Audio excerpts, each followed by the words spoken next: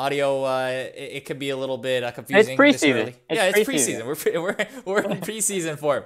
Um, Welcome everybody. This is of course Wonky with Dustin Undisputed, the greatest, the one and only show for the HFFL, which is the Hunter Fantasy Football League, the greatest fantasy football league ever, I think, where we have a whole bunch of great personalities and a great topics to run through as we head into the season and look forward to the rookie draft upcoming this week on Tuesday, August 3rd, where the first round begins, and we'll be heading right into all the preseason content and then into the auction draft and the regular season. So there's a lot to look forward to. I think if you want to talk a little bit, Dustin, about some of the logo work that we are unveiling today, you can repeat that now. Yeah, I already said it, but it did get lost to the void, so I'll just say it again. I think the great thing about the HFL is the personalities, and just how every franchise has such a long history at this point. I think our newest owner is already 4 years in, probably. It's At probably their least, fourth year for yeah, yeah. Yonkers, right? And then everyone else is 10, 12 years. So we have a long running history. And I think the personalities in HFL are what make it so great. And, with that is, I wanted a way to represent that, year to year. Because, team names might change. Obviously, the players change every year. But there is, a history behind every franchise and every team that I want to start building. And that will be like through written pieces about their history and stuff. But I thought another important thing to attach to each team is some sort of visual identity. So I'm not a visual artist or a design specialist or anything. So these logos are what they are. But I did spend some time this off season trying to come up with something, a theme for each team that we can hold from year to year and have it carry over and have it be a constant. And when you think of this team, you'll think of certain images, certain colors, certain obviously players, personalities. That part is done by each team. But yeah, so I was working on this. These are first drafts, I would say. They're not locked in. I'm really want to use this show to kind of unveil them, but also get some feedback, some response. And I'm open to work with whichever teams to change their logo if they have ideas or anything else that they want to add into their visual identity. So yeah, I'm really excited to show these off for the first time, and I guess we could just get started. Yeah, thanks again, Dustin, for doing this. I think this is remarkable work, and it's going to be super exciting to have these logos for the future, for now, of course, and also the future, um, as our league continues to just get more and more complex, and uh, adding these types of visual identities, I think is really awesome. It's just a lot of fun. Um, let's start with Mars. I think one of the bigger personalities in the league. That's of course the owner, John Lim. He used to have a co-owner, but no longer. He's back with his single ownership. Looking at some of the potential keepers, I think he's got a great number of stars in that keeper list, and then he has a couple of other guys that he can sprinkle in. So it's going to be interesting to see how he allocates the contracts. I do believe he's got already Mike Williams with the 1 year deal for 2021, Debo Samuel for 2 years, and then he's got, of course, CeeDee Lamb and Clyde Edwards-Helaire, who he had obtained by trade last season. Are there any other names and any other comments you want to add for perhaps his logo for Mars?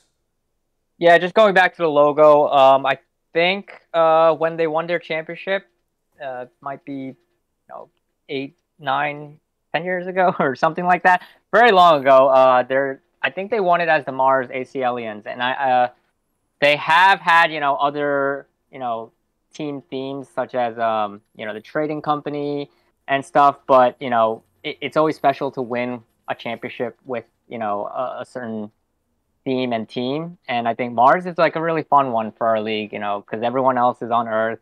mostly packed in, the east coast of the USA. Right. And then we have a team located on Mars. I think, that's a lot of fun. And yeah, it was like easy to come up with, a theme that worked for that because, it's unlike a lot of the other logos we'll be seeing.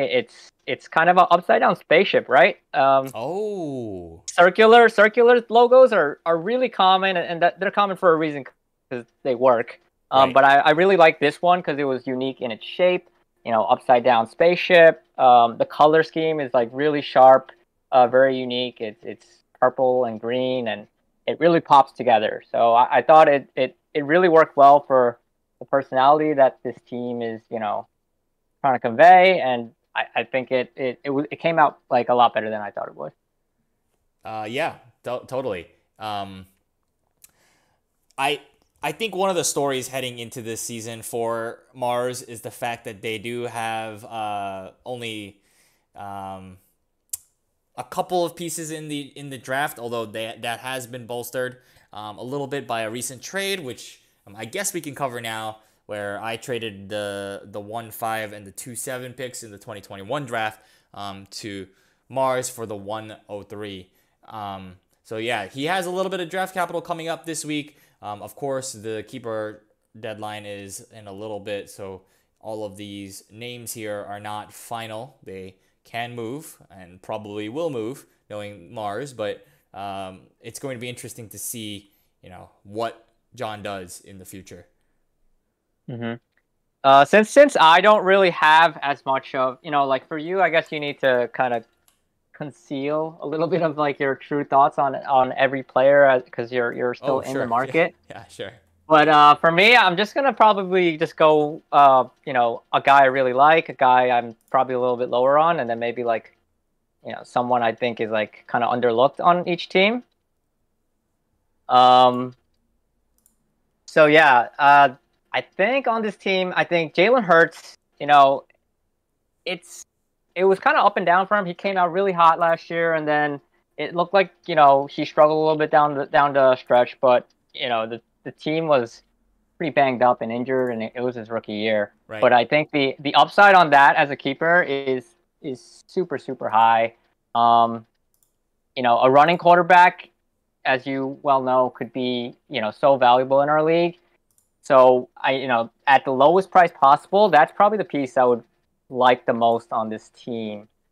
In terms of something, I mean, Deebo Samuels and Mike Williams, I think the fact, I mean, they're not terrible keepers. I just don't think that having 3 years tied up in them is really such a great idea. It was his rookie year. So, like, overall, it does make me feel like, it's not bad, but for a team that, finished in last place, you would have hoped to come away with some way more interesting pieces, I think, than what this team ended up with. So, it is a little bit disappointing in that regard, I think.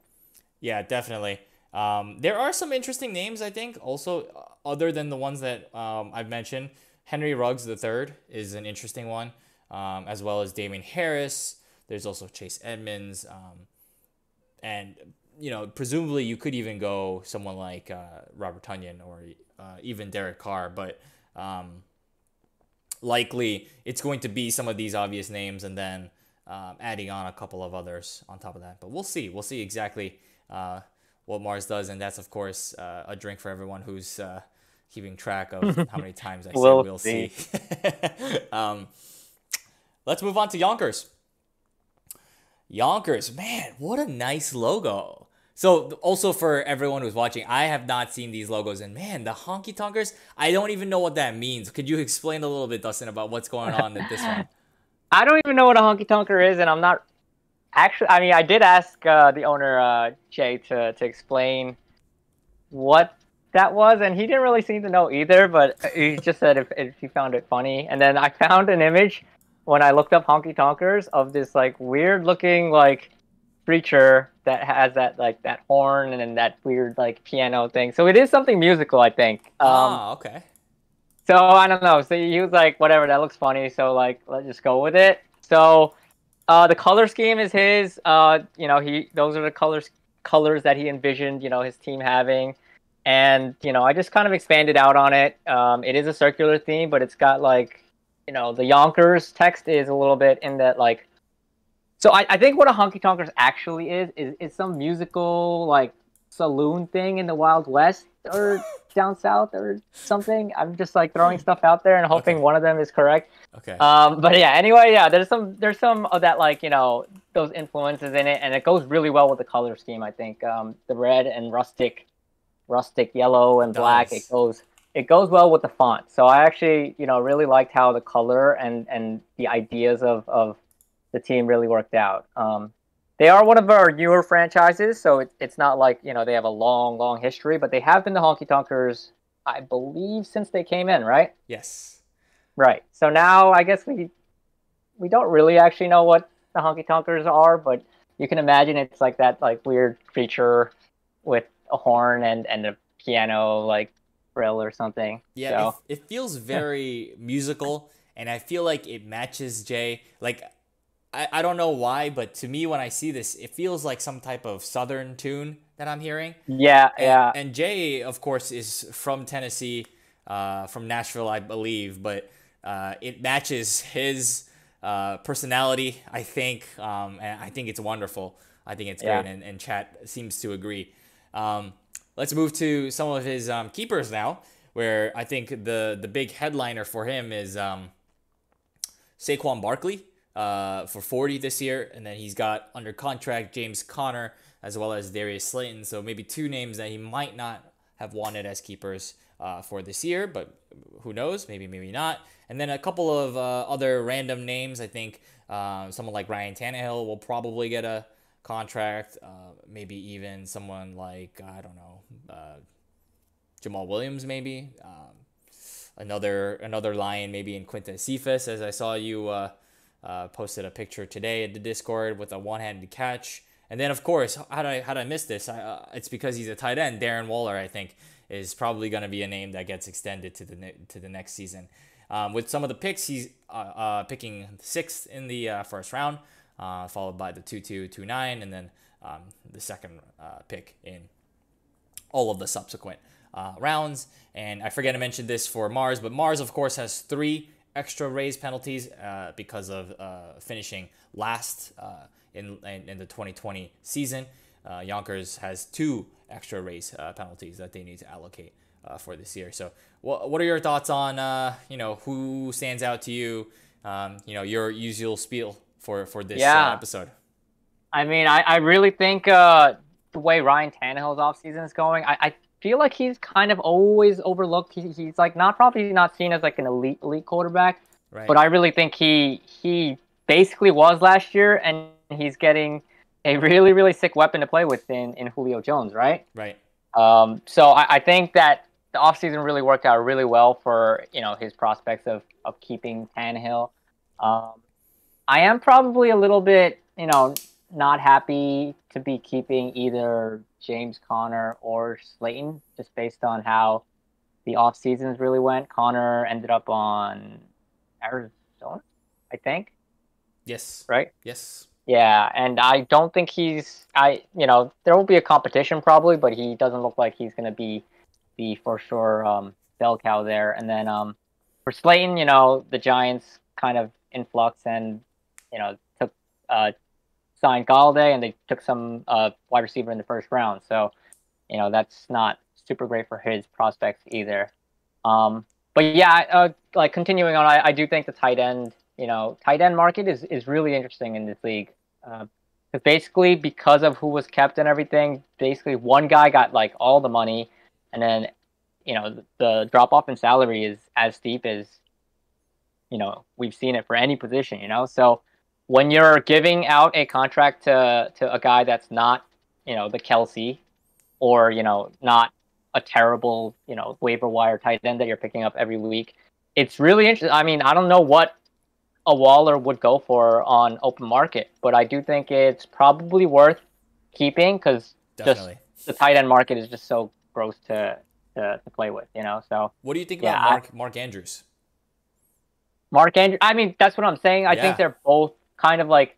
It's funny that this team has like two guys that I consider kind of mid-range. I mean, mid-range tight ends, as in like they're not the top tier of tight ends, Right. but they're also way better than like the guys you're picking up and streaming every week.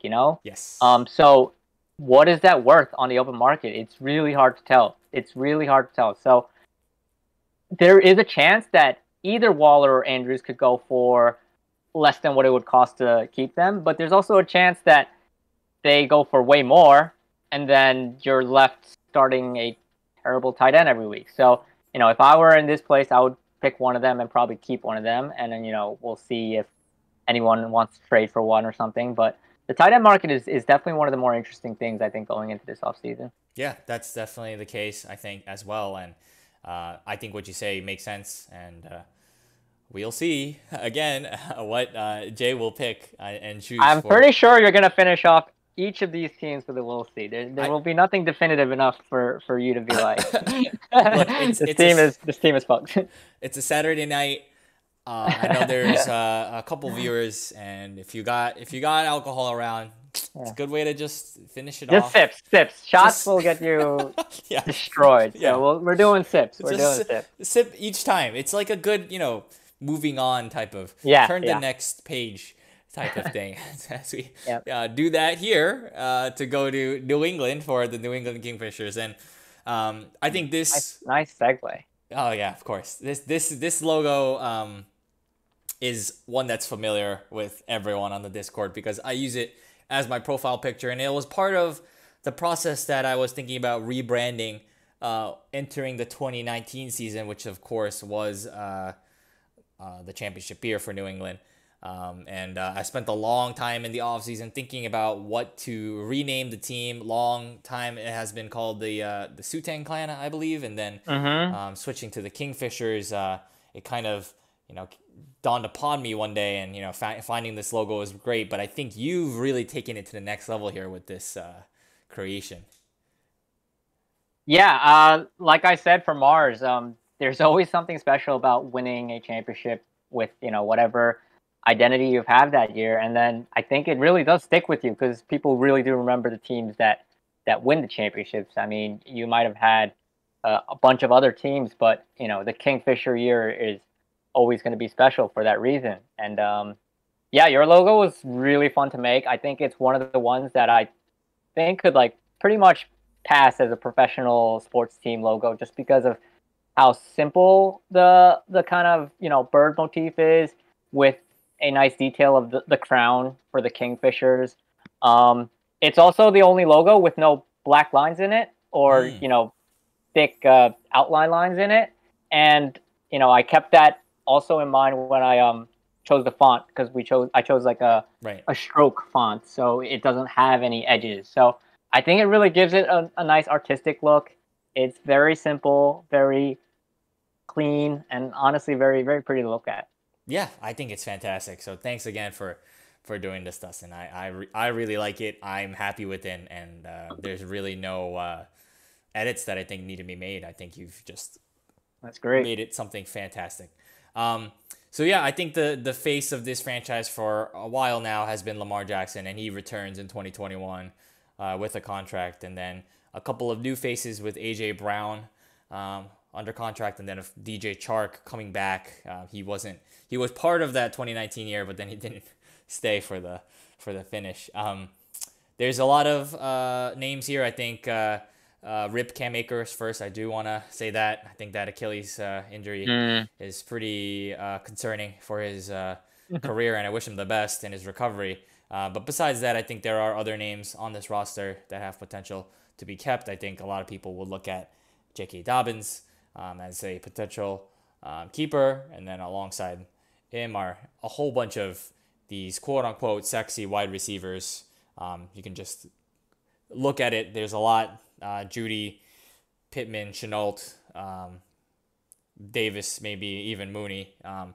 What do you think, Dustin, in terms of someone who has been maybe overlooked as well as underlooked out of these names? Yeah, I mean, first and foremost, obviously AJ Brown's the probably most established star, but the piece that I really like the most on this team is J.K. Dobbins in terms of potential. I think, that Ravens offense just has so much potential. I don't think we saw the best of it last year, but you know, I think there were a lot of factors that went into that I think they will correct and come back this year. And if he can get a big enough part of, the touches that will be in that backfield, I think, the price that he's at, the talent type that he is, I just think that's the piece I would clutch the most tightly if I were, in your place. Obviously, a piece that I'm not as in love with is DJ Shark. It's not that I don't like the talent. It's just that the team is so in flux. Nobody really knows how that, offense is going to shake out, like just all around. And, he's certainly not expensive going into next year, but I don't think he's super cheap. And I don't think the offseason went super well for him. But I do know you're a big fan of his talent. So, maybe just betting on that will turn out, vindicate you and prove you right. A piece that I think is a little overlooked is actually a guy on the same team, Chenault. I think it'll be really interesting to see if whether you keep him or you trade him, or if he does hit auction market, what he goes for, because he has been getting a little bit of buzz. And like I said, new quarterback, new coach, you really have no idea how that offense is about to shake out. You have no idea how they're gonna, allocate, targets and everything. So I think Chenault, whether he hits auction or whether you or someone else keeps him, it's a really interesting piece that I would love to see how it turns out. Yeah, I think it's funny. You could almost argue Chenault is the one who is valued, and Shark is underlooked in that equation, just because of the buzz that's surrounding Chenault. Right.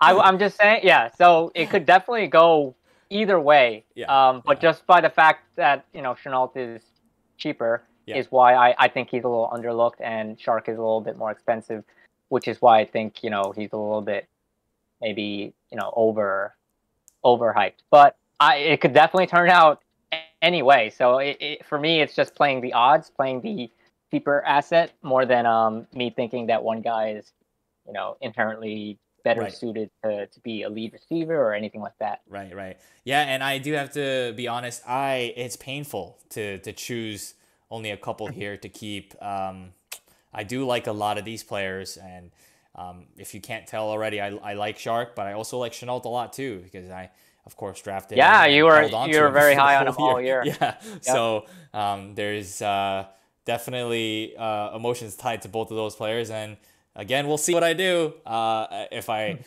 it's your own team. What do you mean we'll see? You know what you're gonna do. You could say we'll see for 9 teams, but for your team, you'll see. You know what's going on. Yeah, maybe.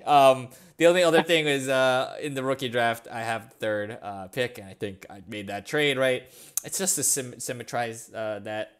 1-3-2-3-3-3. It's all. Just a question. You don't have to answer, but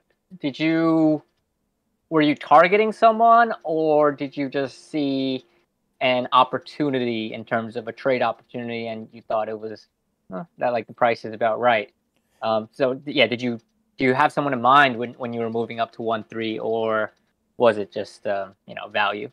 Yeah, it's a bit of both. I think it's a little bit more of the former. So I do think I have a guy in mind that I would love Nice. to draft on the team. Kind of like the how the 49ers did their move, something. Yeah, something it's similar, very similar. Yeah, just people moved up way early before the draft, and people were like, "Do you have someone in mind?" And it turns out they did, and I imagine you have a very similar idea in mind, and it'll be really interesting to see on draft day what you were thinking when you moved up. Yeah, I just pray that this player actually is on the board. But we'll see. I mean, I had a thought of what would happen for the first 2 picks, but I could be proven wrong. I don't think it's as set as the real NFL draft. I think it was very clear what was going to happen in real life, but in fantasy here, it's difficult, different. I'm pretty sure what the 101 will be, but the 102 really concerns me. So we'll see what happens. Oh, there it is again. I said it twice. let's go to the Flushing team. Man, this one's an interesting logo. Do you want to talk about it? This is crazy. Yeah, I mean, dude, I after making about 9 or 10 logos, like I got so sick of circles. So I really do appreciate all the non-circular logos because the circle is ubiquitous for a reason. It is easy. It looks good. It's easy to make stuff around it. So when I can come up with something else that makes somewhat sense, I'm pretty happy with it. This is pretty much based on the NYPD Right. badge, almost exactly. I actually took the elements from the official NYPD site, and then I moved it around so it says Fantasy Football Team of Flushing instead That's of awesome.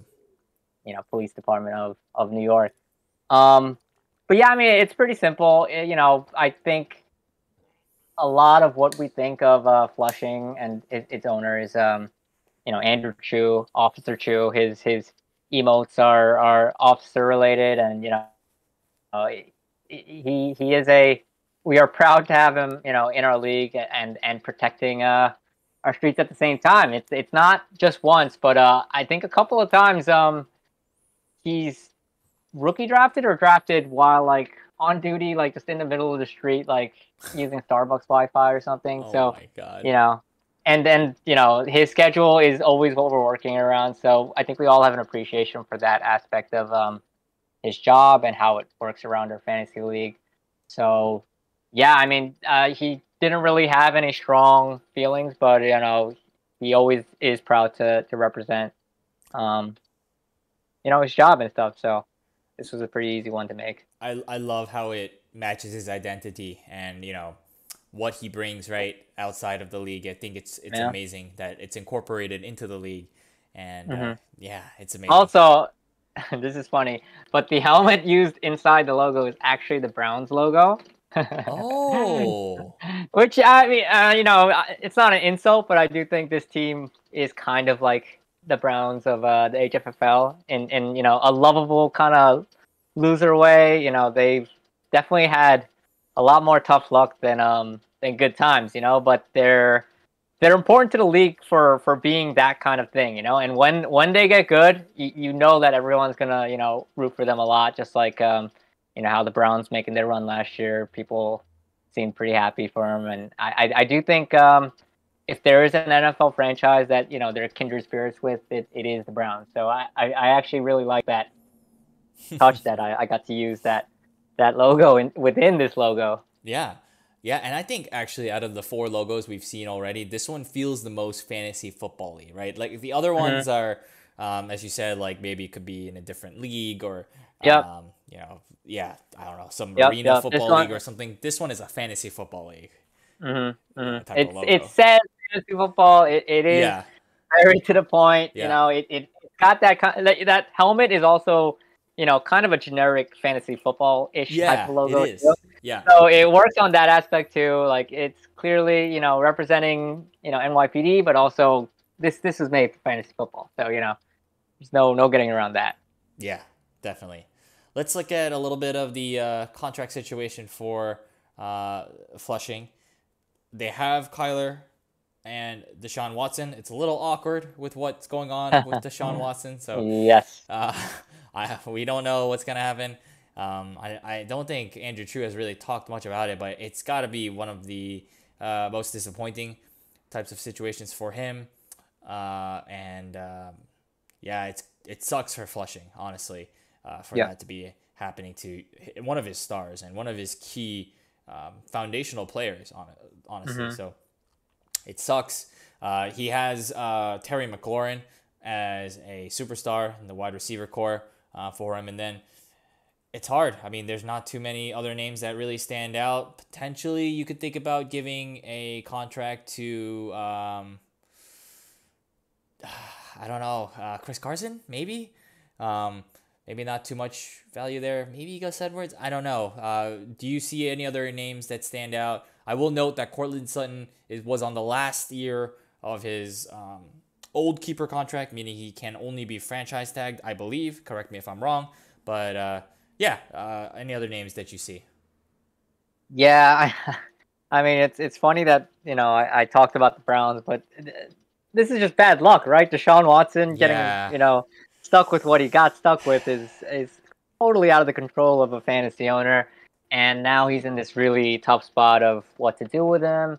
It doesn't look like the league is going to come to a swift resolution on that. So, Yeah. this is a team that's going to suffer for either, holding it or having to make a decision on it. Either way, it's just a terrible situation to be in. Uh, yeah, I mean, the piece that I like the most on this team is Terry McLaurin. I think he's a bona fide star, and he's done it with some bad quarterbacks. And we'll see what happens when we get some good quarterbacks, or better quarterbacks at least, with him. And I think he's like this era's DeAndre Hopkins, which is weird because DeAndre Hopkins is still around. But DeAndre Hopkins was really good for a pretty long time with pretty much the worst quarterbacks you could put next to him. And then, he hit a slightly different, like, higher level with, a slightly better, or not a slightly better, a significantly better quarterback. So, I think we'll see that kind of career arc with Terry McLaurin. I think he takes a step forward this year. And then if Washington football team ever gets a really stud quarterback, to throw to Terry McLaurin, I think, that could be the number one receiver in the NFL in like 3 or 4 years, So I that's a piece that I think is foundational. I think it's really good for this franchise. Obviously, the Deshaun Watson one is probably the one that is the most uncomfortable to deal with because you just don't know what do you do with him. Like, he's kind of like maybe he plays this year, maybe he doesn't. You're kind of rooting for something weird either way, and cutting him doesn't seem very good for fantasy football reasons anyway, right? So Right. in a really tough spot. I will say the guy I think maybe you're or other people might overlook a little bit is Chris Carson. I do think he has value at least on a 1-year deal. Sure. He is a little bit, I think, underrated by people. He isn't ever going to be a superstar running back, but they don't really have anyone better than him. I know they have other names there, but I think Chris Carson's actually shown stuff while the other guys, it's just, drafted high or, used to be interesting or something. So I think, yeah, Chris Carson for 1 year, I would definitely do. And I think, maybe some people would overlook that, but I think it's definitely worth it. So what would you do in terms of the contract years? Would you give Terry a massive contract here? Would you think about trading for keepers? What do you think the strategy is? Honestly, like, it sucks to like kind of think long term in a league where pretty much every team is thinking, okay, I can win it this year. And I'm not saying that Flushing can't win it this year, but with the situation of Deshaun Watson, I might just kind of get Terry McLaurin onto as many long cheap years as I can. And then next year, when the Watson thing is a little bit, either for good or for bad, it's a little bit more settled. And then you go for, you kind of go for it more next year. I don't want to ever say like, any team should, because I've seen teams with terrible keepers, make it to the Hunter Bowl and stuff. So I wouldn't like outright play it that way. Sure. But, kind of with an eye on it, maybe since don't have a ton of good keepers anyway. Giving a guy that I really like, Terry McLaurin, many years wouldn't be the worst thing. Right. But I mean, before that, I'm in trade talks trying to see what people are not valuing that highly that I might value, and a lot of times you'll be able to get a deal done for something cheap that you like that someone else might not like. So that would be my first choice. But I'm saying if nothing comes to fruition, it's not the worst idea I think to give Terry McLaurin a nice long deal and get him on a really controllable deal, and then you'll probably peak in terms of keeper value sometime in the next couple of years. That would be probably the most realistic way of looking at it. Yeah, it's tough to trade for keepers when there aren't too many tradable assets in the offseason other than keepers, right? So if this team was to go and grab maybe 2 or 3 actual legitimate keepers, they're going to have to give up either Kyler or Terry, and that depends on what Flushing wants to do with those key players. But it does seem like to me it's better to try out this longer year contract system and see if that's going to actually help you in the long run. I think it's an interesting test case.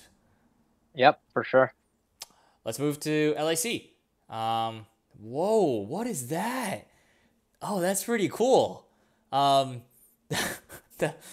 obviously, what stands out is the monkey, which is the Grundle monkeys that are associated with LIC. But that's really cool how the letters are in this logo. Do you want to talk about it, Dustin?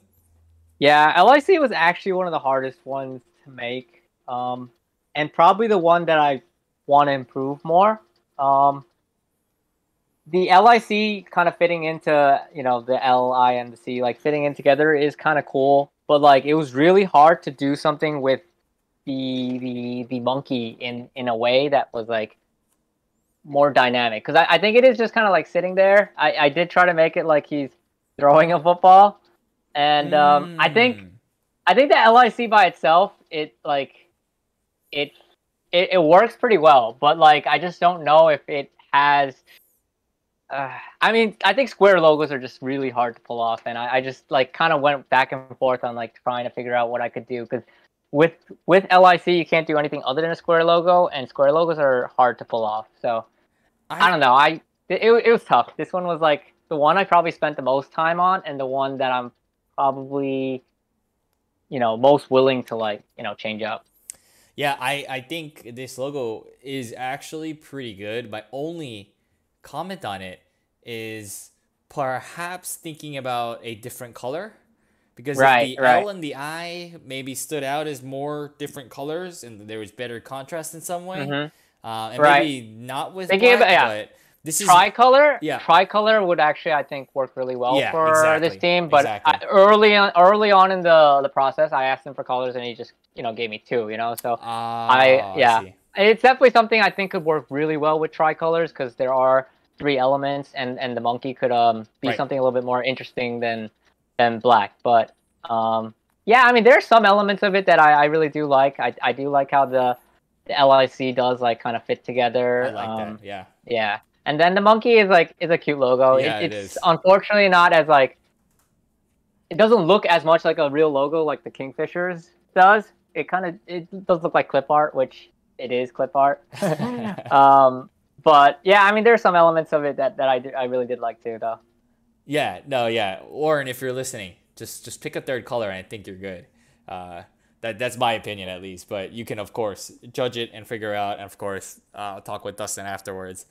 Um, LIC, they have Justin Jefferson, who is one of the superstars in the league, and I think he doesn't have a contract, but he will obviously get one, and obviously get one for probably a number of years. He's got Aaron Jones under contract as well as Nick Chubb, so that's a really good pair of running backs for this year, and I think the the talk of the Discord of this offseason is a lot centered around this QB. Tua Tagovailoa. We'll actually see if Warren gives a contract to Tua. He doesn't know. We don't know. We'll find out at the end of this month, I'm sure.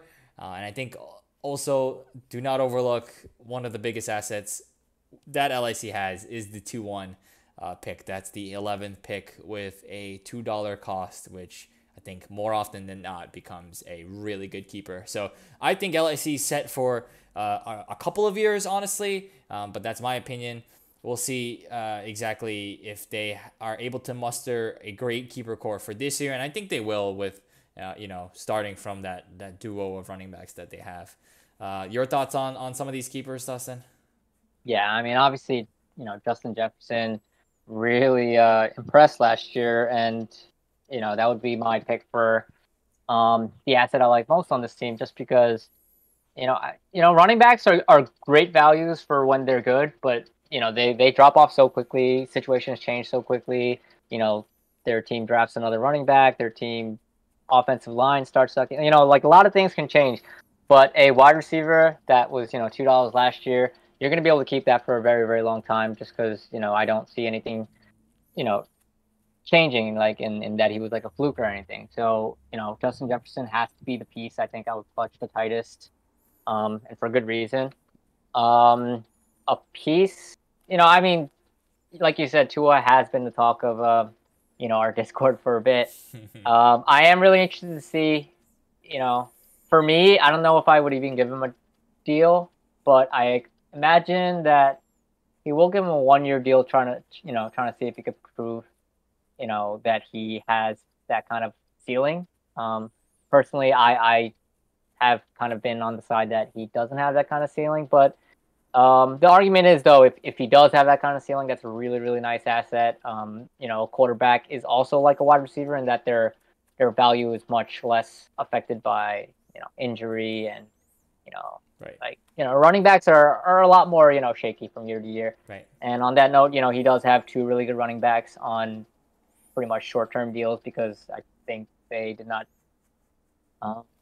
get transition. So I mean, that's the only deal that he's allowed to give them, and then he'll be able to franchise tag the better of them. True. So I mean, yeah, he's in a really good position, I think. I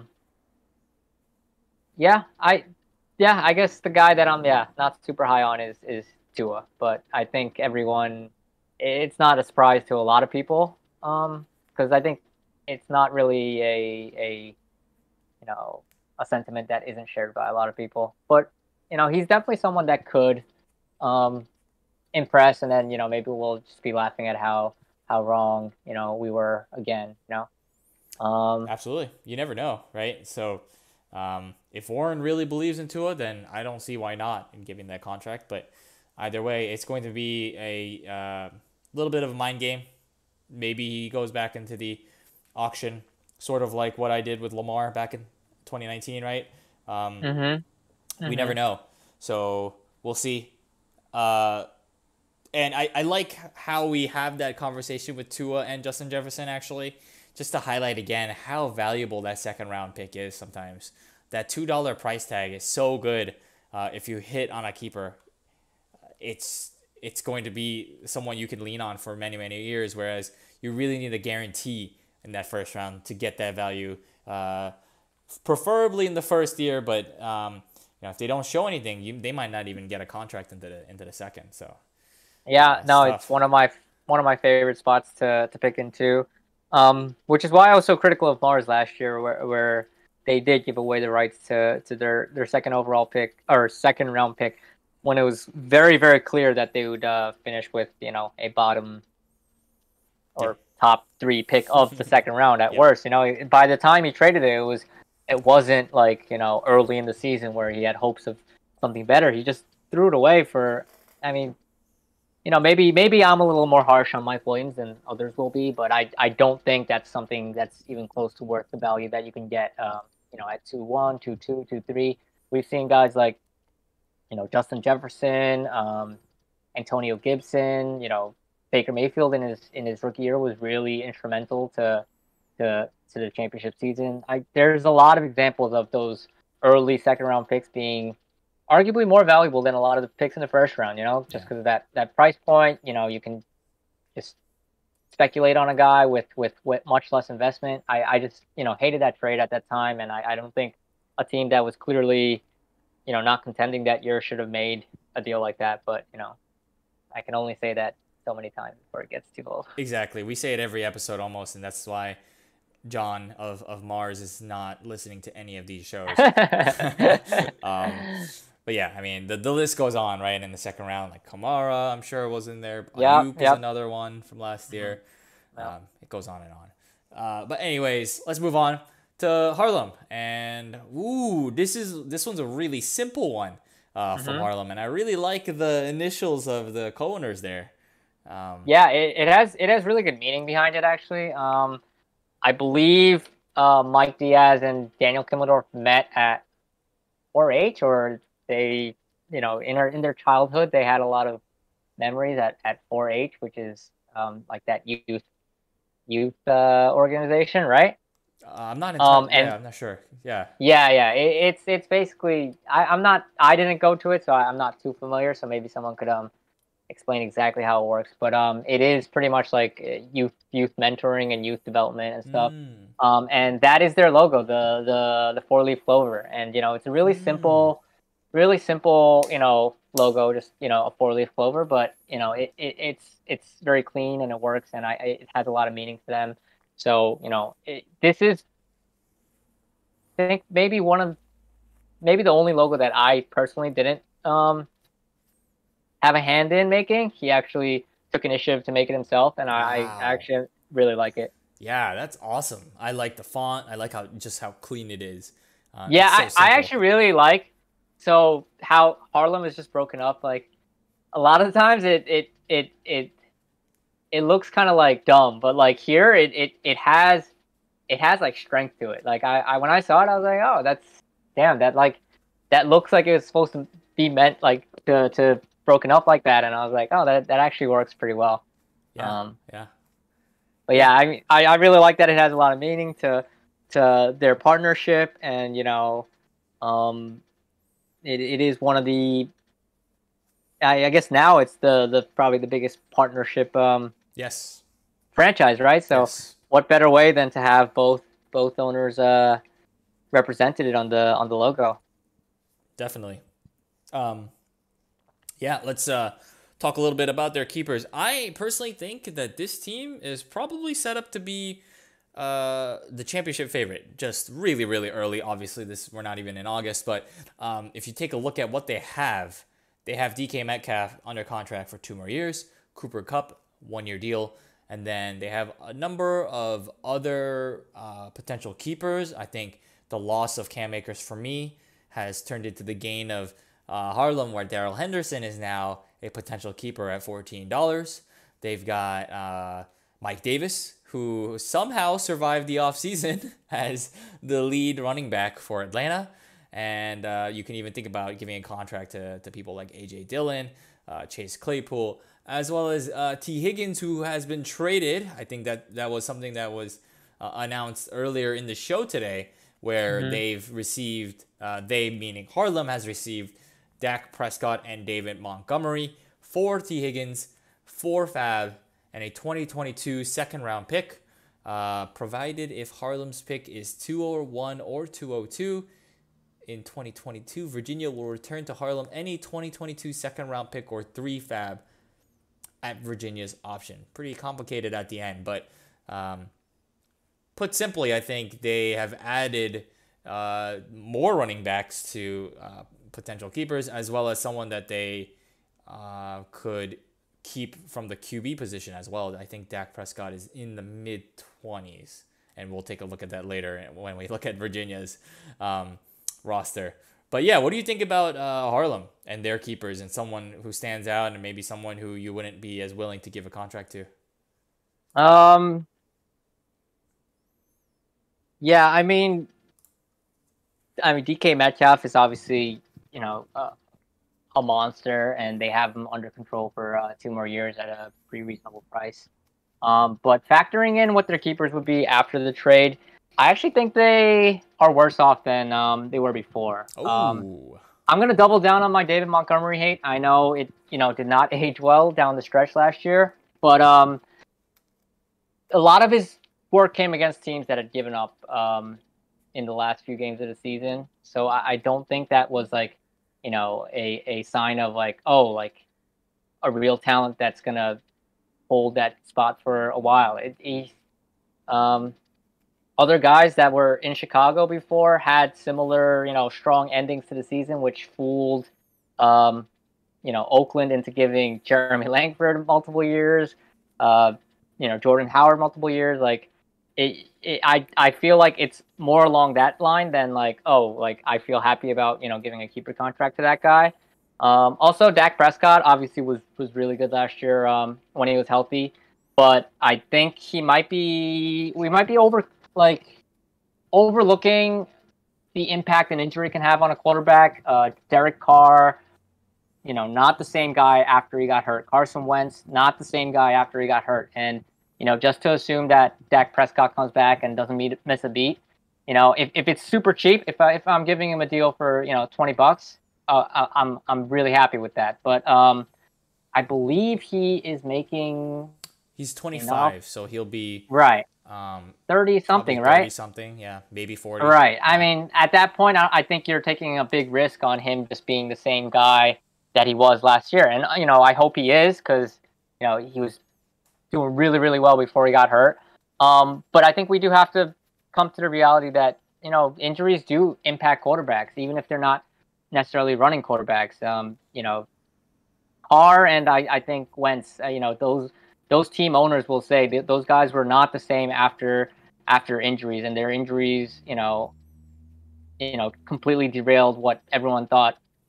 Both those guys are having MVP seasons, right? So I mean, I just don't think it's and at the price point that Dak is, I think I wouldn't feel like super happy about giving him a keeper contract. So, I do think they did win out a lot with Darrell Henderson, being there while Cam Akers got hurt.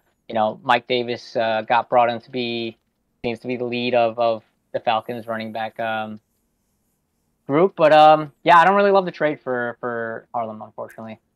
Yeah, I think this is going to be one of those rare moments where we disagree. I think I like it a lot for Harlem. I might be biased, but I like Dak a lot. I don't think the injury will affect him too much. I hear what you're saying, though, about injuries changing players, but I'm more worried about the new injury that he's got more than the old one. I mean, so that's part of it, though.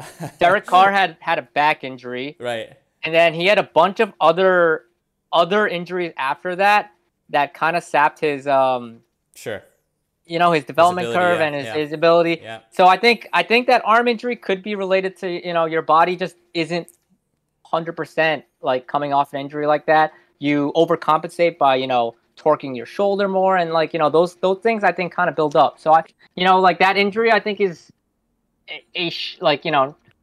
not a glaring sign, but I would be pretty concerned.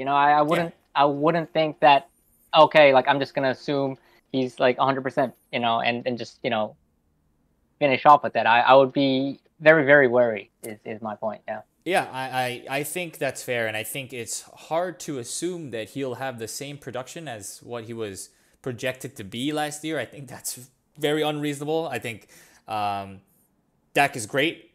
He's a great quarterback, but it's going to be hard to put him as QB1, QB2. He was throwing like 600 yards, yeah. There's no way that's happening. And so if they're expecting that, that's not going to be what Dak will be. I think he'll just be a very solid QB, probably a top 10 QB in my opinion. And then David Montgomery is the other portion of this trade, and I think Montgomery, I think Montgomery's going to be good this year. I think he's going to lead the carries for the Bears. I think the Bears are going to have a good running game, and that may have to do with a certain quarterback that's coming in potentially later in the season. Maybe, we'll see. But I think they're going to have a much stronger offense, and that'll help Montgomery. Yes, he's not the most electric of players, but he's going to get the opportunities, and it's going to be good for Harlem, especially if you consider that David Montgomery doesn't need to do what he did in the last 6 weeks of the 2020 season to really have benefited Harlem here. I think with Darrell Henderson, with Mike Davis as potential keepers, it's going to be his RB2, maybe even RB3 if Mike Davis is really good. So I personally am a fan. And the other part of this team that we do need to talk about is the 101 that they're going to be picking early, obviously on Tuesday. And so that will likely be a running back, and that might even push Montgomery to be the RB3 of this team. That could be, I think, insane compared to the running backs across the league. So yeah, I think it's clear what the direction of this team is trying to do, and in the preseason, I really like that, seeing those type of strategies this early. Let's go to Oakland.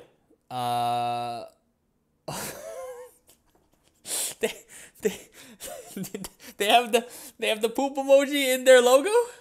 They're okay with this? It's a very cute poop. He actually asked for the poop emoji. Oh man, that's awesome. Oh man. I think it really shows the personality running Oakland. He is the one who asked for the Puho emoji in the first place, and right. used to great effect last year. Right. And it's a cute poop, It is right? cute. It is cute. Yeah. The color scheme, he did ask for a more black and red one, but due to conflict with another team, I actually pivoted to kind of like a Grizzlies like Oh. black, green, and like red type of color scheme. It is kind of simple, and it kind of feels like a coffee Yeah. logo for some Yeah. reason. I don't Yeah. know. Yeah. It does actually. Yeah. which is weird because they're also poo is like associated with coffee, Yeah. I Yeah. guess, because That it gives that yeah. man, that rodent that eats it. The copy luwak or whatever I think it's called. Yeah. Yeah, Yeah. Yeah. yeah. Um, but I mean, I like the colors a lot. I think it pops a lot.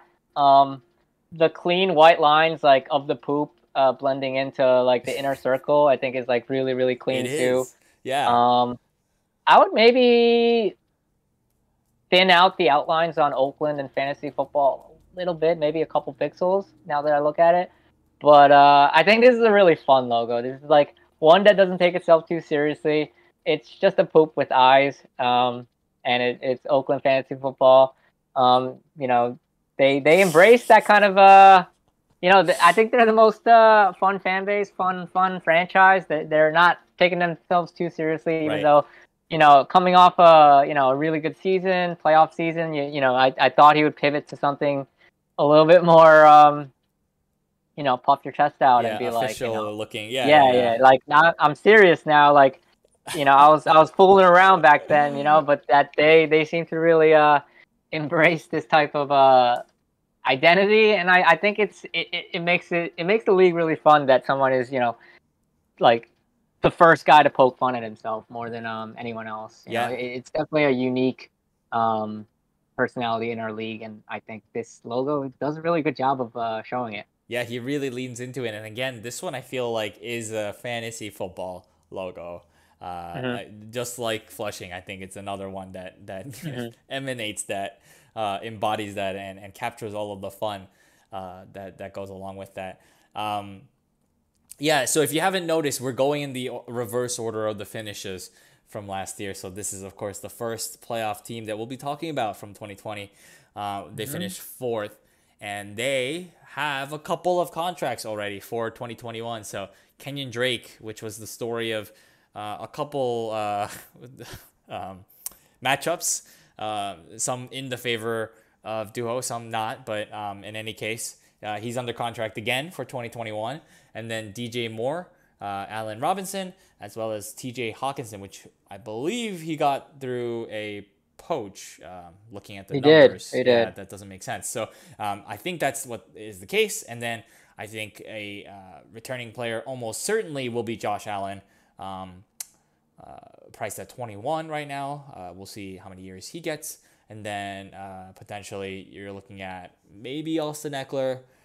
Jonathan Taylor will definitely be back as one of the leading superstar running backs on this team. And then there's a bunch of other maybe names, maybe Hollywood, probably not. Oh, Will Fuller could potentially be returned. What do you think about these guys here, Justin? Yeah, I mean, he's got, obviously, as you can see, already a lot of years on the board, for them. I imagine one or two of those guys could get cut, but that is already a pretty good commitment. Like you said, Jonathan Taylor, Eckler, Josh Allen, those guys seem like they'll probably get a look in. I did I did talk to the owner, and I saw kind of what ideas he was throwing around. This was pretty early in the off season, Mm-hmm.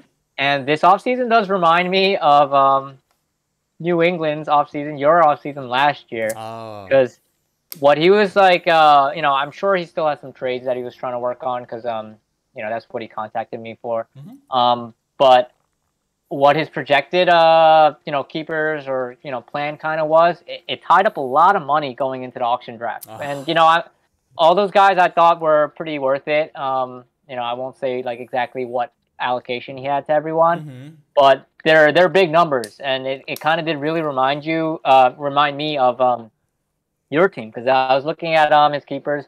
His starters are pretty much already set by what I think his keepers could be. A bunch. Josh Allen, obviously, bunch of running backs, a bunch of wide receivers, and even a tight end Yeah. already in the fold. Yeah.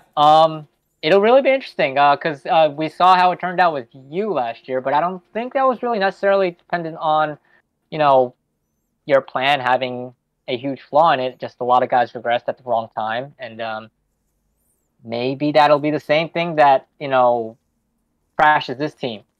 Maybe that is something that happens when you have a lot of guys coming off really good years and the high salaries for some of the high end keepers that you didn't get super cheap.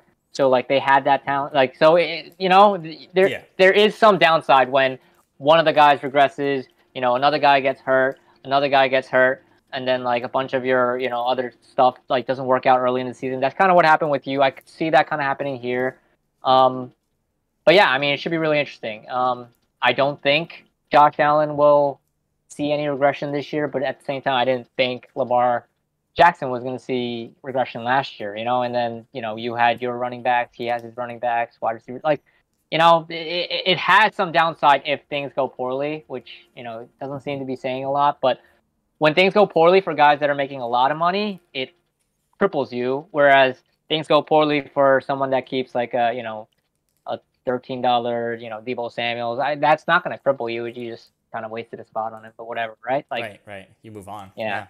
Totally. So it really interesting to see if that is indeed what his keeper set looks like, and if true, his auction draft is going to be really interesting too, because you found it very interesting or challenging to go in with so little money. The first portion of the draft, you're just like, okay, I can't participate in any of this, and I think it's kind of hard to stay in the flow of draft while the first chunk of it is kind of going by, and you can't really do anything. I mean, you kind of could, but you would just be left with $10 for 8 spots or something, which isn't realistic either. So yeah, I really interested to see if it does play out similarly, or if he learned any lessons from how it played out with New England last year.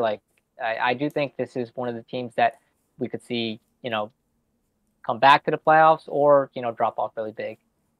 Yeah. I don't. Yeah, it's hard to say. I think a little bit of what also happened to my team was injuries, and that could happen as well too, right? But yeah. Just because it seems like it's a luck thing, but it could also have been that those big years were because they weren't injured, and I think that was the case for some of them. the players on my team for 2019, and so that could play a part for sure. I do think someone like Jonathan Taylor will potentially be above all of that and really carry this team, and maybe Austin Eckler. I'm not sure if Eckler is being kept or not, but even though I think that, I think back and I had the same kind of situation with Josh Jacobs as well. I was thinking, Josh Jacobs, he can carry my team, right? No, it was very hard. I mean, I know Josh Jacobs played well for a number of games, but it's still difficult in our league to score the requisite amount to actually get the victory when you've got 2 extra flexes and all of the starting roster spots that you need to actually field a great lineup week in and week out. So yeah, I'm interested to see how Oakland will do this season. Because if it happens twice with a similar strategy, you have to think, oh, maybe it's a trend. Maybe there's inherently something wrong in going into an auction with so much of your money settled and your position settled. It seems really good on paper, like it did for you last year. Right. You're like, oh, I've so few starting positions that I'm really trying to challenge for, so it should be fine. But it didn't turn out well, and we'll kind of see. I think if it's a trend, if there's something inherently a little bit problematic about doing that, or maybe it was just a one-off. Or you do get hit by a lot of bad luck. I don't think anyone will dispute that. So maybe we'll see that it wasn't the strategy. It was just it just happens sometimes. One of those off years. Yeah, and even if it does repeat, it's still a N of 2. So wonky. We're the media. We don't concern ourselves with sample size. sample size of one is enough, Look, sorry, frankly, if I'm you a ask me. scientist, all right? Look, I think about sample sizes all the time. Um, Fair. um, yeah, Capital Region. It kind of reminds me of the Coors Light, the cold as the Rockies, kind of. But yeah, do you want to explain a little bit on your thought process with their logo? Yeah, I mean, this was pretty simple. I asked him for what he wanted to associate with his team, and he said pretty much like mountains of some sort. Like, Oh, you know, cool. he does live in like a rural area, and I know he's big about I think he's really into rock climbing and stuff, right? Oh, yeah, I yeah, yeah, believe. yeah. Yeah, so it does align with his interests. You know, and I asked for him for his color scheme. It does look a little bit like a beer commercial now that you say it. But I do like that it was one of the few logos that I was able to go with like a hexagon Yeah, shape. yeah. Um and it does look really clean. Like it has like It's clean. very not a lot going on other than words, like angles, like colors, like very, very like simple and clean. And you know, I think it does show like that, you know, their franchise is, you know, a little bit no nonsense, not about the frills, not about like, you know, all Mm, that extra stuff. It's, you know, just about fantasy football for them. So, you know, I do think it does kind of look like a outdoors like equipment selling oh kind yeah, of that's a true. It does. It does. I feel like they're trying to sell me some like, you know, mountain climbing gear or something, which I Yeah. guess kind of J- works. But Jay says it it's a is gym clean badge. though. It is good. Yeah, yeah. It is a gym badge. It is a gym badge. You beat Capital Region, you get this gym badge, which honestly would look pretty well. Look pretty clean as a Yeah, I think it looks great. I think it looks yeah. great, honestly. Um, yeah, Capital Region, they came away with the third overall finish. A little bit disappointing, even though third is great, but you kind of don't want to be third. Uh, it just sucks to be in that position yet again for this team, right? I think this team has a history of finishing third, but in any case, Mahomes has been just the franchise player for a while now. They'll be under contract until the 2022 season, and so we'll see Mahomes there playing for them for quite a long time.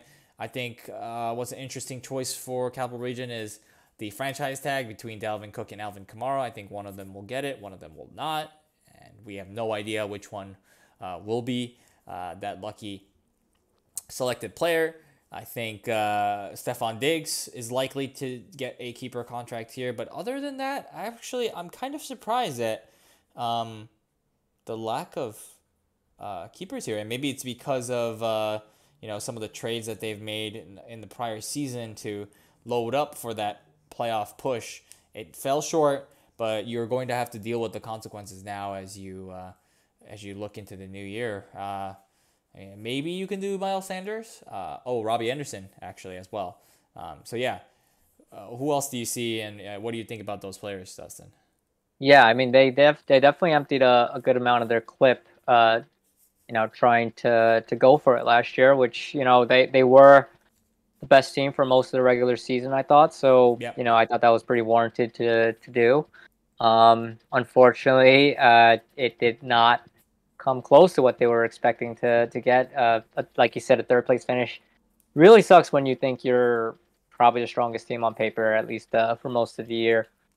Um, and as a result, yeah, they are a little bit lighter in keepers. Obviously, Mahomes can be extended. You know, it Whew. you can just add another year and then like, you know, fill out the rest. Sure. But like you said, I think not Preston Williams, Robbie Anderson is worthy of a deal. Miles Sanders probably for 1 year. Um, Yeah. I would Maybe probably do. like 30. Yeah. Yeah, yeah. And then, you 33. know, Mahomes can always fill the rest, or maybe just look around for trades of some lower guys that you want to keep adding on, and, you know, try to make another push this year. I do think the Kamara Cook decision will be the most interesting one for It's them huge. this year. Yeah. Obviously, both guys are really good. One guy he has a history with, Alvin Kamara. Right. Drafted him since his rookie year. Right. So if it's close, I imagine they'll go with Alvin Kamara. If around the keeper deadline, it doesn't, you know, no injuries have happened, nothing, shocking has happened, I kind of see them going with Alvin Kamara because it's hard not to get attached to guys in this league, especially because especially guys that you draft in the rookie draft. Um, but yeah, it'll be really interesting. It's always possible that an injury happens during preseason, and it's not a decision at all. So it's not a bad thing to have two choices. Mm-hmm. Yeah. I yeah yeah I do think that one more guy. I feel like if they could trade for one using something, like you said, it's tough because the assets you have available to trade are always tough. But this is the team that traded every future pick and everything for Mahomes Mm. in the first place. So Mm. if someone is dangling something that they think is worth it for their team, I imagine they'll be willing to part with future picks, this year's pick, whatever, to get that. But barring that, yeah, I would probably just give Mahomes another year, and then Sanders, Diggs, Robbie Anderson can somewhat fill out the rest. But yeah, I mean, just by having, I think, one of the franchise tagging running backs that he has, Mahomes and the rest of those keepers are good enough to make him another big threat this year. Yeah. Are they still called the Kamara Sutra? Uh, I mean, they haven't named their team for this year, but they were last year. Yeah, All they've right. named Yeah. their team the Kamara Sutra every year that I was really glad that he didn't ask me to make a logo with that that horrendous uh, Kamara Sutra. Sutra. Yeah. Yeah, I was like, I don't know how to. But luckily, he asked for something really clean. I think it Yeah. is really clean. Yeah. Goes with their no frills image. I think it works very well for them. Yeah, and I think Kamara has never played for a different No, HFFL yeah, franchise. he's So, on their team since rookie year. So that's why, yeah, that's why I think if it's close, if the decision is close at keeper deadline, I think he'll go with Kamara. But a lot of things can happen between now and then. Injuries on the offensive line.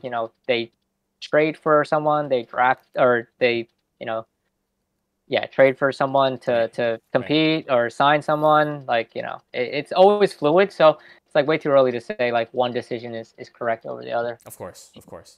Although I'm sure people will have fun looking at this decision and just pointing at, oh, hey, look, you chose this over that. And, would have been this, would have been that, which, of Mm-hmm. course, in hindsight is way easier.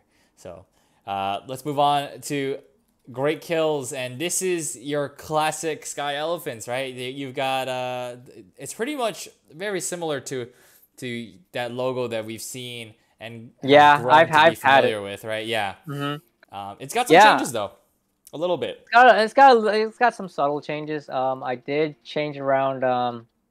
I did like smooth out the edges to make it look a lot sharper. Mm. I did change the white to like a little bit. It's hard to tell here, but Oh it's a little yeah, bit no, more it like does. Yeah, elephant beige, like yeah, tusk kind of color. like the ivory And type. very, yeah, exactly. Very, very small details, but like I had come to kind of this version of this logo. I think almost 2 years ago, maybe a little bit less than 2 years ago. So it's something that I've you know been rocking for a Mm-hmm. while. So Mm-hmm. it's not going to surprise anyone. It's an elephant, got wings, so it's a sky elephant, obviously. Um, the three stars on the wings are the three championships that we've won. Oh wow. Yeah, it's got some touches to it, but also I did a gradient the background so that it fades from like light blue to darker blue. But otherwise, Ah. yeah. I mean, yeah, everyone's seen this one. Everyone's I've been rocking it for a while, so it was like a minor touch up more than any huge redesign.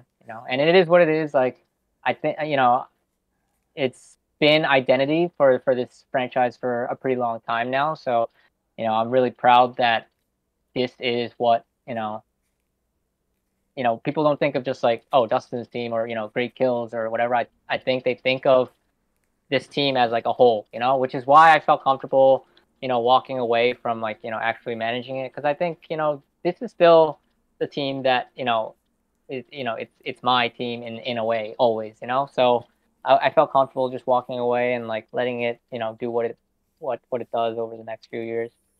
Yeah, I'm curious. When I think of sky elephants, I kind of think of the Dumbo type of, with the wings, with as the ears, kind of Mm-hmm, mm-hmm. kind of deal. Like, did you ever think of that, or did you always have those like, kind of like bat wings almost on your elephant, I right? think, yeah, I think an early version. I mean, I didn't really have anything in mind when I went Sky Elephants. I just, it was pretty much on a whim. I like the teams that would like have an adjective before the animal, Ah, like sky socks or like land sharks or some oh, descriptor interesting. descriptor Okay, plus animal is something that I've always liked. I think there are like teams in like the minor leagues in Japan that have that kind of like naming convention, and I always like mm, thought those are like pretty funny.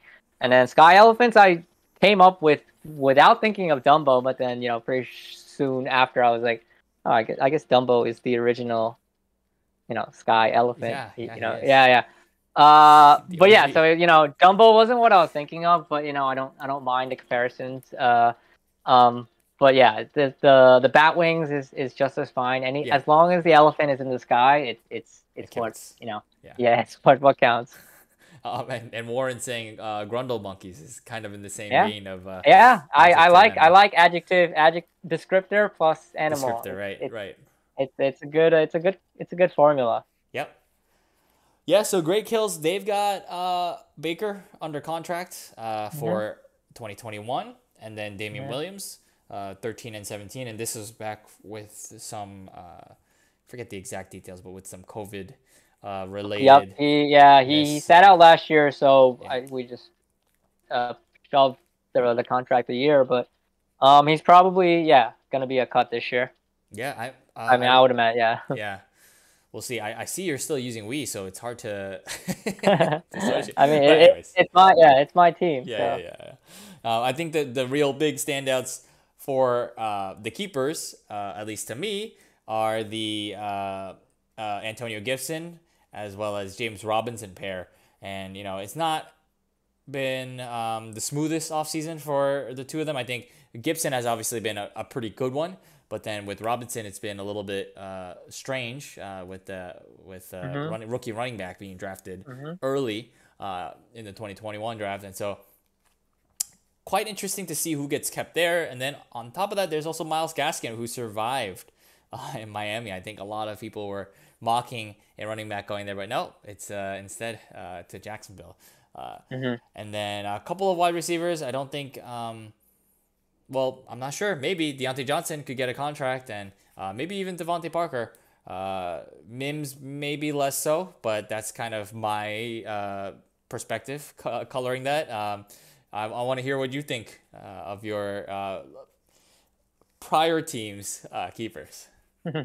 Yeah, I mean, I think Antonio Gibson is the centerpiece of this team for sure. Mm-hmm. A high second round pick, like we've mentioned before. Right, right. So that $2 salary really goes a long way. There, even if he does not make the next step, it's still a really good value on that. And if he does, then you have a blue chip keeper to work with. Yeah, agree that the offseason for James Robinson didn't go too well with Etienne getting drafted. I imagine though it'll be I think they'll just stick with Baker. Um, I probably think Robinson, Gibson, and Gaskin probably Probably. probably get kept. Yeah, Yeah. I mean, still just because the running back market is so competitive that it's hard to just like pass up guys that are guaranteed to at least have somewhat of a role. And obviously Robinson's not going to have maybe as big a role as last year, but we've seen two-headed running back situations still be worth it for $7. He'll be $16, like still worth it easily at that price. So this team has a lot of running back keeper value. I wonder if there's some trades being talked around that because of that strength in running back. Right, right. Yeah, I mean Deontay Johnson I think could be kept. I actually think Aaron Rodgers could be kept too. Um, Presumably, yeah. he's That's like about yeah 34, maybe 50, like maybe 45. 50. Yeah, Yeah, around there. no, he'd be like low 50s. Like coming off MVP Mm-hmm. season, probably worth it. So it's really weird. They have a lot of running backs, and then I mean their roster is like very, very shrunken down. Like it's like less than any other team so far. So they don't have a ton of options. I do wonder if there are some trades about to be made. I have talked with Matt, so I kind of do know like what he's been thinking, and As a I do consultant. know that Yeah, he's yeah, yeah. yeah, he has been like talking I think some trades with some of the running backs, but I just don't really know I don't know what I would do here actually. Now that I look at it, there is like four names that I think could be kept at running back, but going into the draft with four running backs kept is Awkward. really really awkward, right? Yeah, yeah. I imagine they'll try to swing something for a wide receiver, maybe a tight end if they Can find find it. one Yeah, that they're yeah. liking. Yep. It's really weird. I actually haven't really looked at this roster this year like in a analytical way, so I'm actually surprised that it looks like this, and I do think there needs to be probably some trades out from here.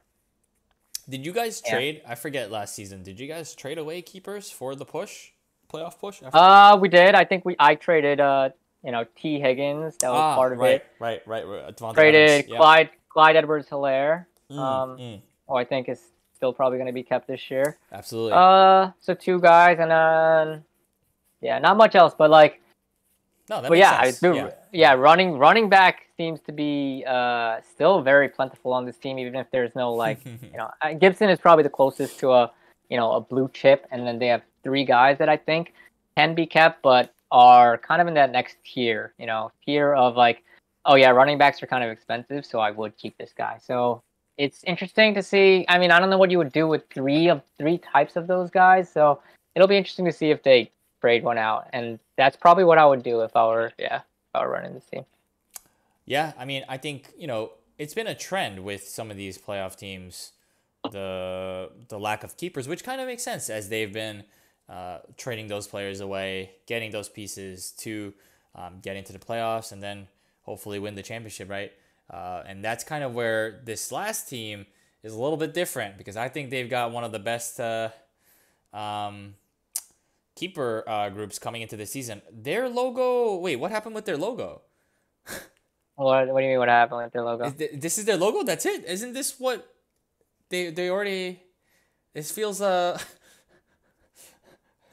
Yeah, I mean, yeah, I thought it was fine. I don't know. Oh, okay. It is their. It's hard to make something with, pause with attitude. Yeah, that's true. And like That's a good everything point. is circular. Sorry. Yeah. So That's true. I only really touched it a little bit. It pretty much is exactly what they had or what I made for them last year. Right. And that was really that was really the start of the genesis of like, oh shit, like what if I make a logo for like, or what if we have logos for every team? Right. So this is like honestly like the first one made other than, obviously my own team's logo.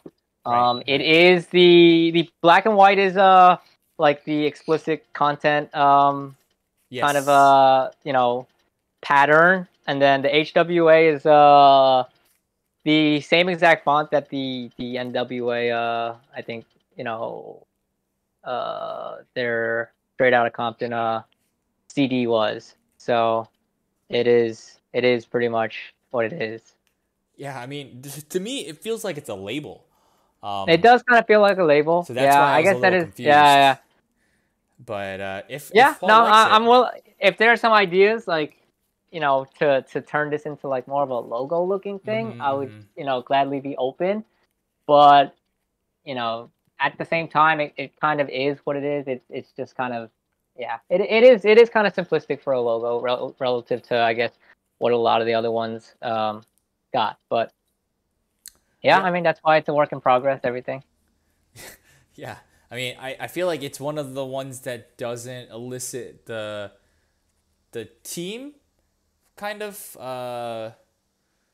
like flavor, right? I'm not entirely sure though. I could be wrong. It could be just me only, and that's completely fine. And maybe I'm, I don't know. People can start reacting to that to that on the Discord. But in any case, I think some of the names here have changed because they obviously acquired T. Higgins just a moment ago.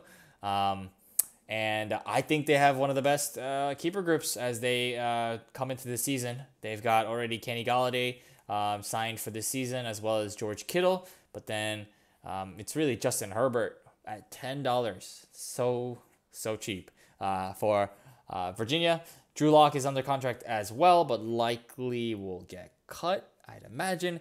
And then there is another QB, Joe Burrow, and that kind of made Dak expendable, right? With Joe Burrow being at $12, and he, of course, joins his real-life teammate T. Higgins on this roster with potentially to be kept. I'd imagine that Hua is keeping someone who he just traded for.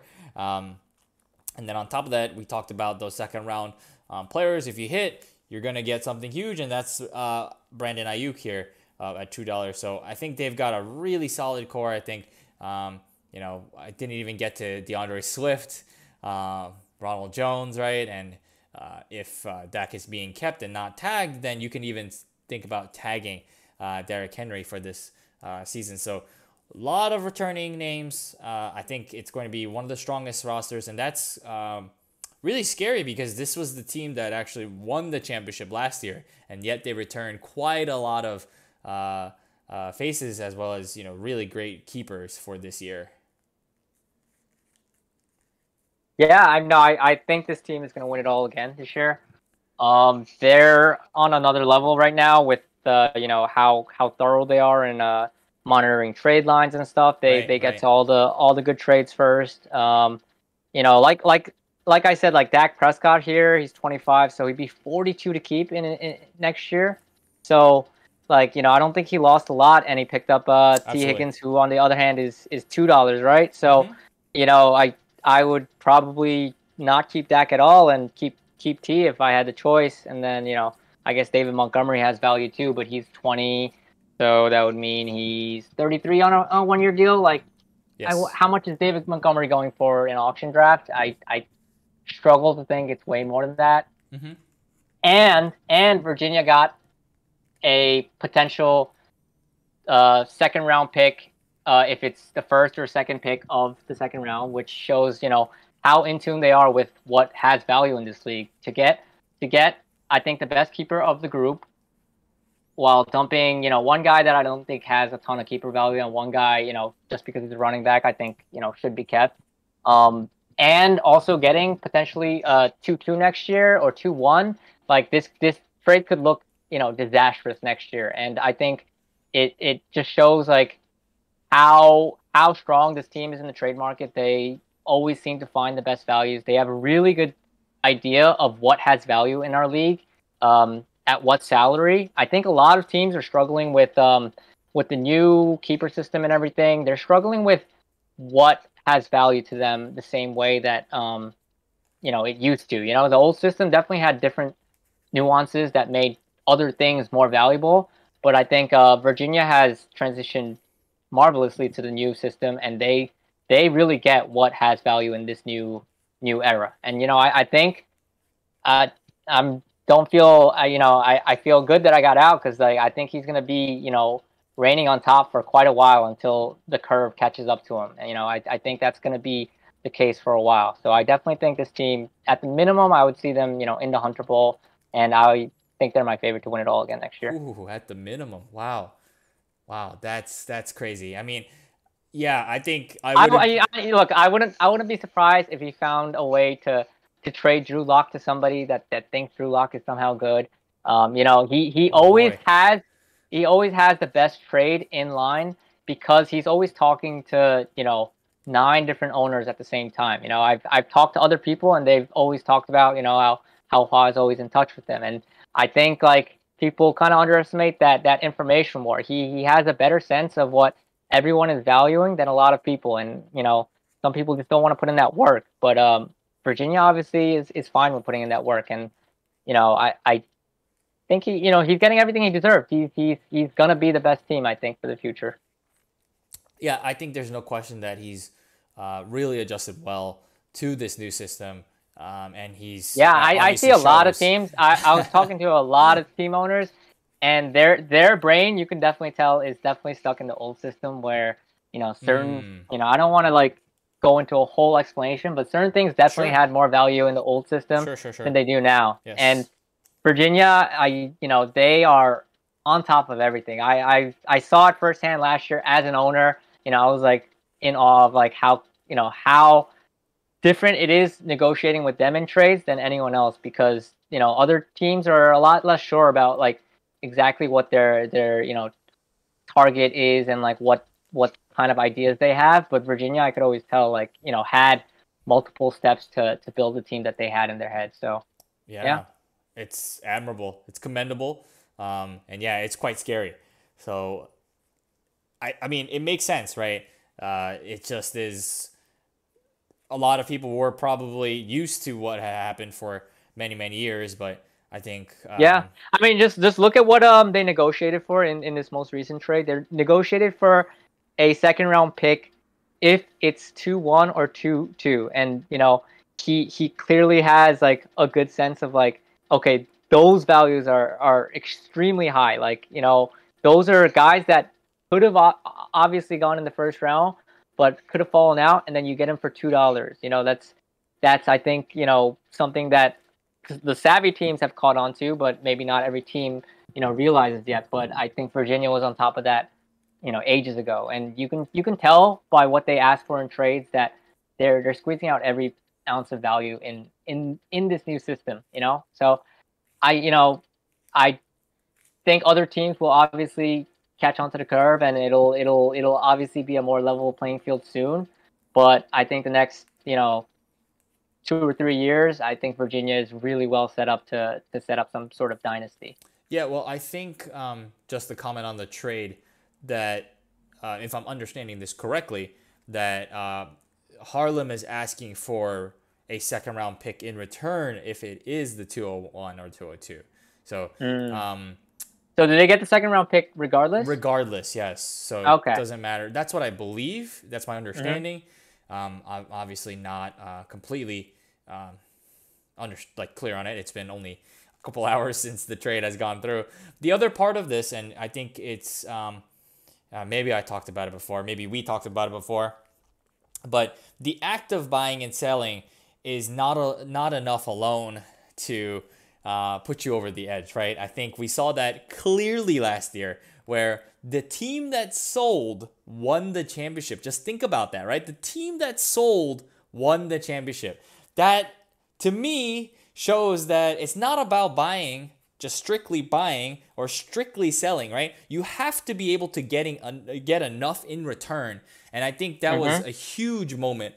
And I hope people have learned this by now, that you can't just buy for the sake of buying. You have to buy and make sure your team has actually gotten better at the end of it. I remember being, a little annoyed that the buying teams weren't asking for maybe potentially more, because I know of the value there is of preparing your team for the future, and it gets overlooked. I think sometimes the narratives go a little bit crazy, but I'm always on the side of thinking about the future. And what's so different about our league is that a lot of these keepers have inherent value for the year that they're being traded in. Like, they actually produce. It's not like we're trading prospects or things like that. And so it's a dangerous game. It's a dangerous game, and I think a lot of people were on the wrong end of it last year. I think that delineation is exactly what Virginia took advantage of. Absolutely. They made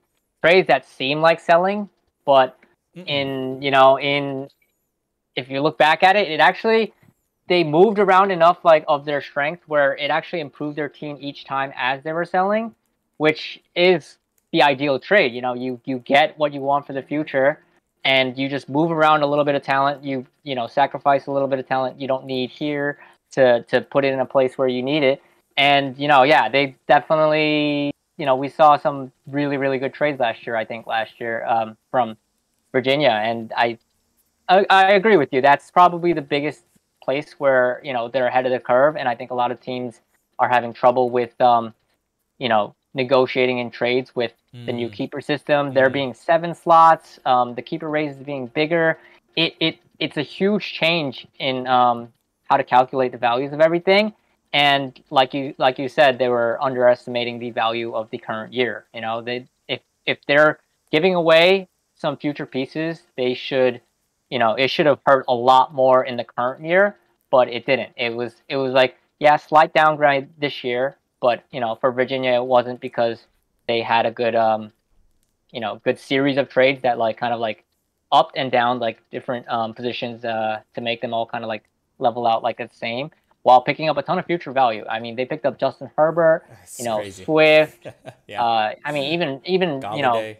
yeah, Yeah. Galladay. Like just so much of their you know assets that we're jealous of, going into the future year, they got in trades while they were giving up slight level of talent, and like nobody else was doing that kind of trade, which I just think yeah, they're just so far out of the curve right now. Yeah, it's crazy. And my only thought is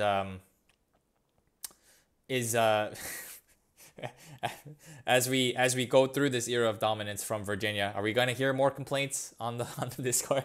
Are we going to talk about all of the negative stuff? But I don't know. I think Virginia does good in kind of making themselves. They kind of go under the radar by like not being the villain, by kind of throwing in the Huangris every now and then, throwing in the woe is me. And I think teams aren't treating Virginia like the threat that I think they should be considering it, because yeah, I think they kind of they kind of buy into his his miserable like I don't have fun playing fantasy football, this is all just work, blah blah blah. Like I think they buy into that, and then like they kind of overlook what kind of shark he is in trades. I think teams should probably be a little bit more wary when they're dealing with Virginia. Yeah, absolutely. I mean, even I could tell as we're talking about this that Virginia is overlooked. Looking at the viewer counts, it's at the lowest right now. The peak was at Great Kills.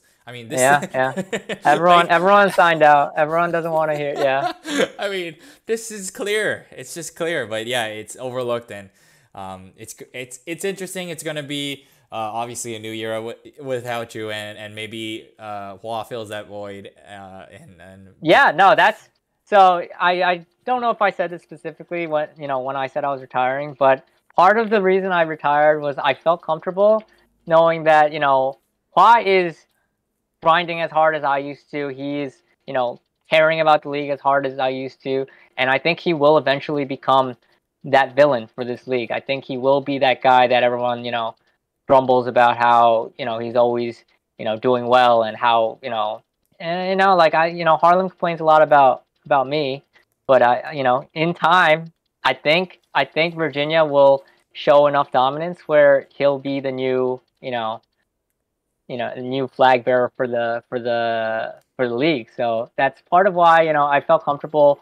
not having to be that guy anymore. I don't need to do it anymore, because I think Virginia is like how I used to run my team, except with several upgrades in certain areas. So yeah. I this is all a compliment to. Oh yeah, to yeah.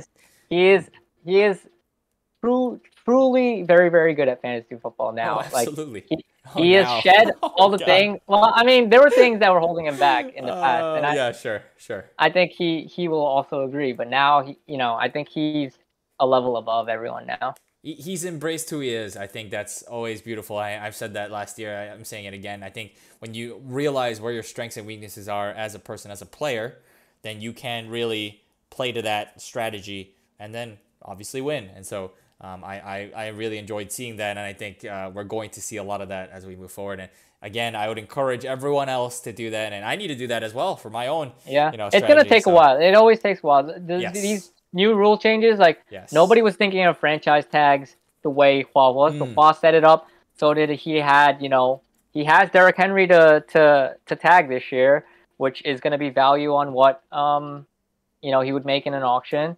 So he basically has 8 keepers. He has an extra 3-1, which I don't think is as important as like a 2-1, but a 3-1 pick I think is also, you get a little bit of a drop off from in terms of salary, and you get your first of the pick of that round. And he just made a great trade, I think. I know you disagree, but I really do think he made out really well in getting, like I said, a wide receiver that value doesn't, fluctuate as much. for cheap, $2. So like he has a long runway in front of him. Sure. He'll be able to be traded multiple times for value. Good Dak point. Prescott not going to be traded midseason for keeper value. You're not going to be like, oh, you can keep Dak next year. Same for David Montgomery. You're not going to be like, oh, you can keep David Montgomery next year because next year he'd be $60 or 50 $50. something. Yeah. Yeah. So I mean that's a lot of value that I'm not sure that every team is also factoring in, while Virginia is like saying, okay, even if Dak and Montgomery are more valuable this year, the long runway that I get with T Higgins at $2, it outweighs it by a lot, and you got to pick. So I think That's fair. people have to catch up quickly. People have to catch up quickly. That's fair. Well, I think there's been a little bit of discussion about that second round pick. I don't know exactly what's going on. It's always fun to see Hua and Diaz in these trades, and I would love to see a Hua versus Diaz in the finals. I think that's kind of what we're pumping right now. The good thing for Diaz is the owner of the first pick in the rookie draft has made the Hunter Bowl, I think like 5 years now straight, because I continued it last year by making the Hunter Bowl after having the first pick, and I believe Jay Yonkers made it. Yeah. It goes back at least 4 years. So yeah, no pressure, but it does look like there is a pattern there. So we'll see if it continues. Yeah, I'm super excited. Super excited for Tuesday, I believe, August 3rd. I forget what time, but it's sometime in the evening. We'll probably be back on, and we'll hopefully do something similar to what we did last year, I think, where we'll do the show and grab people as they come available and have people talk about their picks. I thought that was a great time. And I think John refused to come on, but I think that will happen maybe again. We'll see. Yeah, I think great show, and we'll see you guys very soon. Yeah, if anyone does have, I know there was some feedback, but I'm very open to feedback on all the logos. So, you can message me privately if you want something done to your logo. It's definitely, I don't want to lock any of these in until pretty much the beginning of this season, and then we'll run with that for a while. But up until then, you see an idea, you see a font that you like, you see shape that you like, whatever, tell me, and I'll try to do my best. So hopefully, when these are all finished, it'll be a really cool thing. Yeah, I think they look fantastic. So thank you again, Dustin, for making these, as well as other people who are involved, and maybe even making their logos. I think it's they all look really good. So super excited. And if you don't have anything else, Dustin. Nope, a really good show. Yep. Awesome. Thank you guys. Peace.